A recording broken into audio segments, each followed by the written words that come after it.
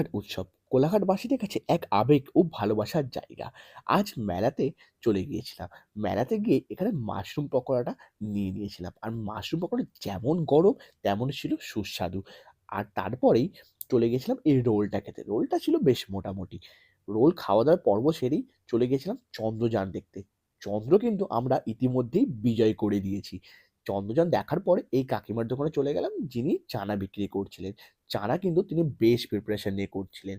আর তোমাদের জানিয়ে রাখি, কোলাঘাট উৎসব কিন্তু ইতিমধ্যেই শেষ হয়ে গিয়েছে। সামনে কেটিপিপির মেলা ৭ই জানুয়ারি থেকে ১৪ই জানুয়ারি। তোমরা কিন্তু অবশ্যই এসো। আর এলে অবশ্যই আমাকে কিন্তু ট্যাগ করো। সৌম্যকে জিজ্ঞেস করলাম চানাটা কেমন খেতে? সৌম্য বলল, "বেশ ভালো ছিল।" আমারও কিন্তু বেশ ভালো খেতে লেগেছে। তারপরে চলে গেছিলাম ভেলপুরি খেতে।